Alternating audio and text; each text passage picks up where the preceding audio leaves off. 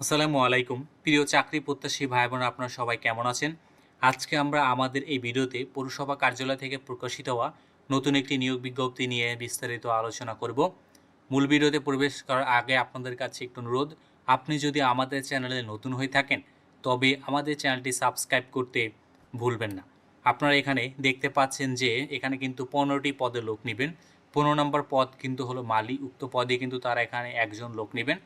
অষ্টম শ্রেণী পাশ হলে কিন্তু আপনি এখানে আবেদন করতে পারবেন। তবে বাগান তৈরি করা বা বাগানে কাজ করার ক্ষেত্রে যদি আপনাদের কারো অভিজ্ঞতা থাকে তাহলে কিন্তু এখানে তার জন্য অনেকটা সুবিধা হবে চাকরি পাওয়াটা। দ্বিতীয় পদ কিন্তু দারোয়ান পদে কিন্তু তারা এখানে একজন লোক নেবেন।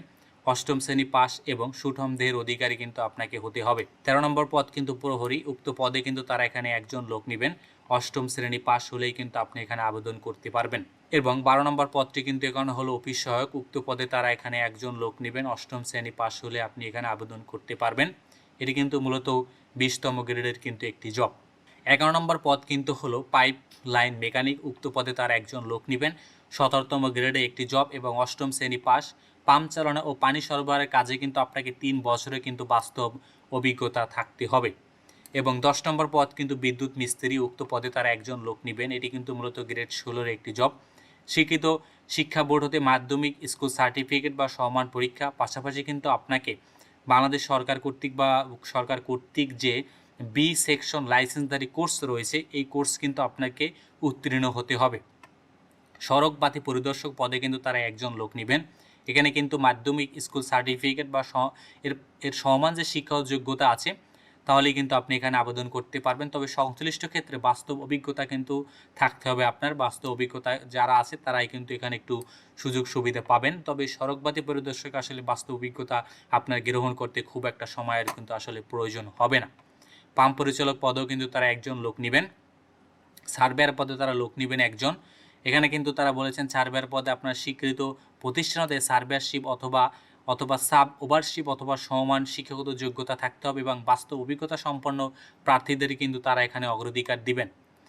আদায়কারী বলতে সাধারণত কর আদায়কারীকে বোঝানো হয়। উক্ত পদে কিন্তু তারা একজন লোক নেবেন। মাধ্যমিক স্কুল সার্টিফিকেট হলেই কিন্তু আপনি আবেদন করতে পারবেন।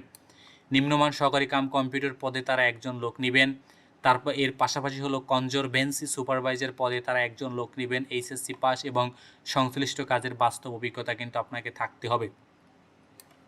এবং সহকারী লাইসেন্স পরিদর্শক পদে কিন্তু তারা একজন লোক নেবেন। উচ্চ মাধ্যমিক সার্টিফিকেট পাস এবং পাশাপাশি এর সমান শিক্ষাগত যোগ্যতা হলেই কিন্তু আপনি এখানে আবেদন করতে পারবেন। সহকারী এসএসর পদে কিন্তু তারা একজন লোক নেবেন। যে কোনো বিশ্ববিদ্যালয়তে অনার্স পাস এবং প্রথম পদ কিন্তু তারা এখানে বলেছেন সহকারী কর আদায়কারী। উক্ত পদেও কিন্তু তারা একজন লোক নেবেন। শিক্ষিত বিশ্ববিদ্যালয়তে আপনি স্নাতক পাস হলেই কিন্তু আপনি এখানে আবেদন করতে পারবেন। আপনারা এখানে যারা আবেদন করবেন আপনাদেরকে কিন্তু 30/7/2026 তারিখের ভিতরে কিন্তু আপনাদেরকে আবেদন করতে হবে। আবেদনের সময়সীমা কিন্তু একেবারে শেষ প্রান্তে, মাত্র আর 3 থেকে 4 দিন কিন্তু বাকি আছে আবেদনের সময়সীমা। 18 থেকে 32 বছরের ভিতরে যারা আছেন তারাই কিন্তু এখানে আবেদন করতে পারবেন। আবেদনপত্রে আপনার নাম, পিতার নাম, মাতার নাম, স্থায়ী ঠিকানা, বর্তমান ঠিকানা, পত্র যোগাযোগের ঠিকানা, জাতীয়তা, ধর্ম, শিক্ষাযোগ্যতা, জন্ম তারিখ, বয়স, অভিজ্ঞতা, যে পদের ক্ষেত্রে অভিজ্ঞতা প্রয়োজন সেই অভিজ্ঞতা সনদ উক্ত বিষয় কিন্তু উল্লেখ করে আপনি একটা আবেদনপত্র লিখবেন এবং আবেদনপত্রের সাথে কিন্তু আপনি তাদের দেয়া যে নির্দিষ্ট ডকুমেন্টসগুলো রয়েছে উক্ত সমস্ত ডকুমেন্টসগুলো কিন্তু অ্যাড করবেন। সমস্ত ডকুমেন্টসগুলো অ্যাড করে এবং আবেদনপত্র কিন্তু এর বিপরীতে কিন্তু আপনাকে একটি 200 টাকার কিন্তু পে অর্ডার করতে হবে। 1 থেকে 10 নং পদের জন্য 300 টাকা এবং 11 থেকে 15 নং পদের জন্য কিন্তু 200 টাকা কিন্তু আপনাকে ব্যাংক ড্রাফট করতে হবে এবং ব্যাংক ড্রাফট করে কিন্তু আপনি সমস্ত ডকুমেন্টসগুলো অ্যাটাচমেন্ট করে একটি খামে ভরে খামের উপর পদের নাম ও নিজ জেলার নাম কিন্তু উল্লেখ করে আপনি কিন্তু ইজিলি কিন্তু এখানে আবেদন করতে পারবেন এবং আবেদনটি পাঠিয়ে দিবেন। তবে একজন প্রার্থী কিন্তু একটি পদের বেশি কিন্তু পদে কিন্তু আবেদন করতে পারবেন না। আপনারা একজন প্রার্থী কিন্তু শুধুমাত্র একটি পদেই কিন্তু আবেদন করতে পারবেন, এর বেশি পদে আবেদন করতে পারবেন না।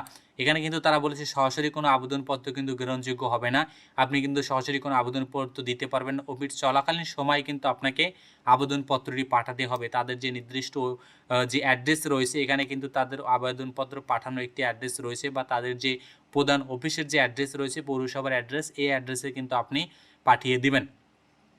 এখানে কিন্তু তারা একটু বলেছেন তারা কিন্তু প্রকৃত বাংলাদেশি নাগরিকদের নিকট হতে কিন্তু লিখিত দরখাস্ত কিন্তু তারা এখানে আহ্বান করেছে। অতএব আপনারা কিন্তু ইজিলি বাংলাদেশের সবাই কিন্তু এখানে আবেদন করতে পারবেন। তো ধন্যবাদ আপনাদেরকে এতক্ষণ আমাদের সাথে থাকার জন্য। আর আপনি এখনও যদি আমাদের চ্যানেলটি সাবস্ক্রাইব করে না থাকেন তবে আমাদের চ্যানেলটি সাবস্ক্রাইব করতে ভুলবেন না।